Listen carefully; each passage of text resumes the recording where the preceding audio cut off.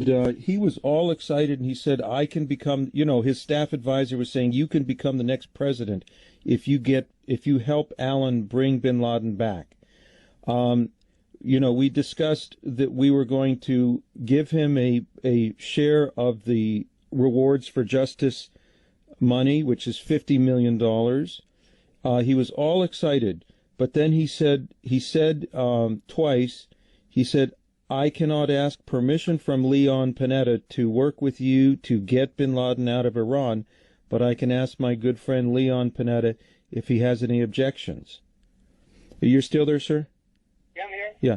And so he spoke to Leon Panetta on 2 occasions. We got it back in writing and verbally that Leon Panetta told him, focus on North Korea only. And in the second conversation, he said, do not pursue bin Laden in Iran. Now, I'm sure that. Yeah. Now, I have had daily discussions and negotiations with the highest level of the Iranian government. It's been supervised by my attorney so that I'm not breaking the federal laws on subverting the policies of the U.S. State Department. I have had 88 pages of correspondence translated and delivered directly to President Ahmadinejad.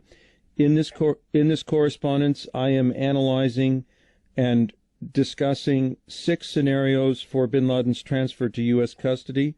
I'm discussing 5 concessions from the United States and analyzing them.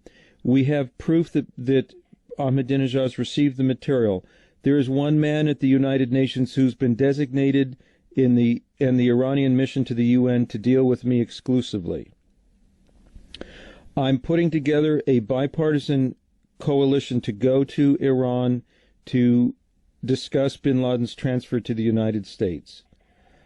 Well, you'll never have that happen because our government won't let that happen. You were very astute.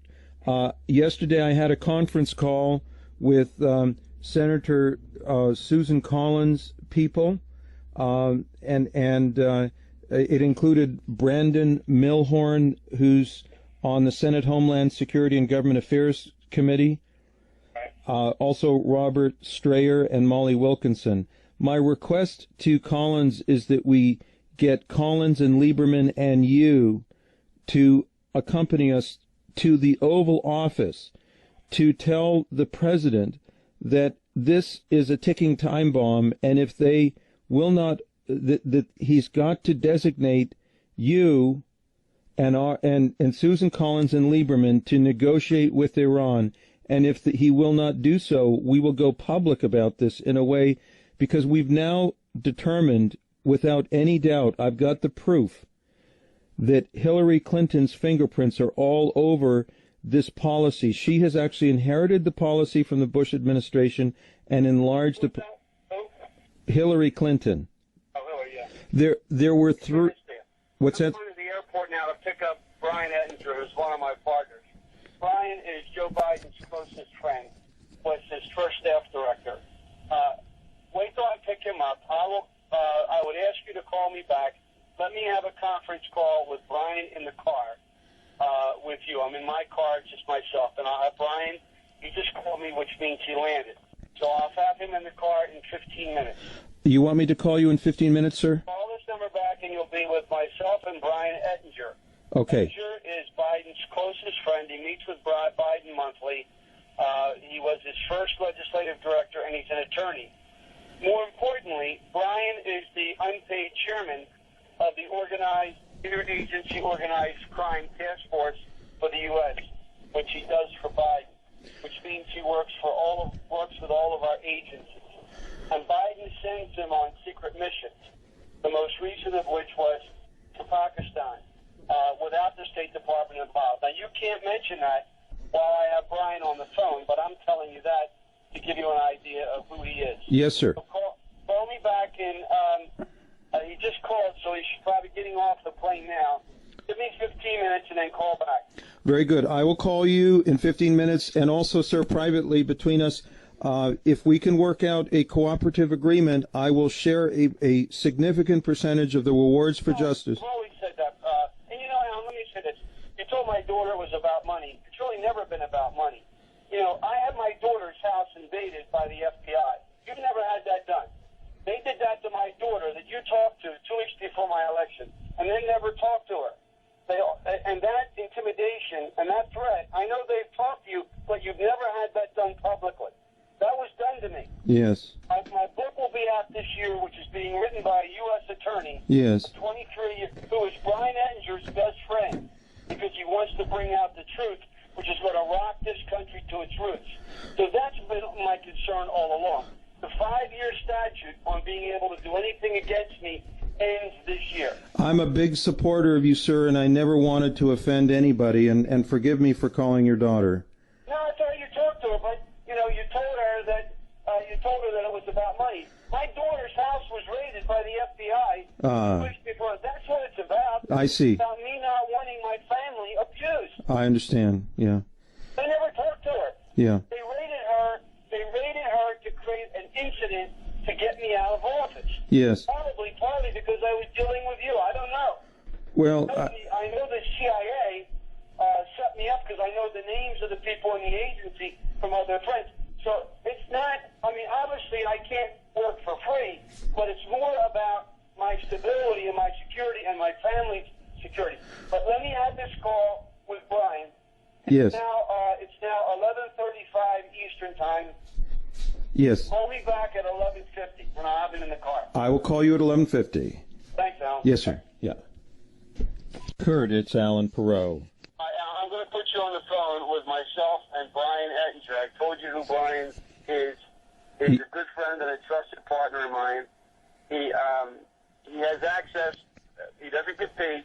He does this as a favor for Biden with the interagency organized crime task force that works with our agencies. Yes. But he's also very close to Biden on a number of issues. He was his former staffer.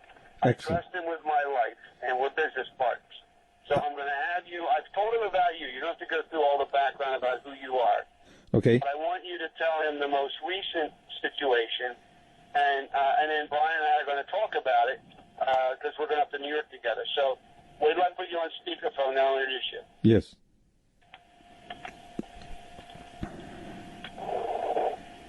Alan, can you hear me? Yes, sir. Let me put the volume up. All right, you've got to speak loudly. This is Brian Ettinger. Yes, sir. How are you? Very well, sir. How are you, Brian? Good. Speak very loud, Alan, so we can hear you. We're in a car.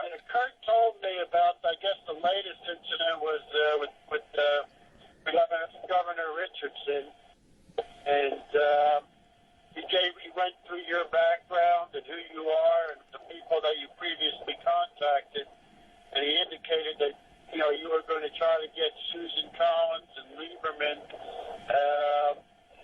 united together to go in and brief the president or the vice president about the situation. You are correct. And I understand you're into the preservation of falcons. I'm sure you do know most of the royal members of the royal family because that's what they hunt with is falcons, as well as Ben Laden used to hunt with falcons. So Well, sir, I worked exclusively for President Sheikh Zayed, the late president of the United Arab Emirates. I lived with him and his family for 20 years. I also trained falcons for the Saudi crown prince before he became King Abdullah. Yes, falconry is the Rosetta Stone for Al-Qaeda.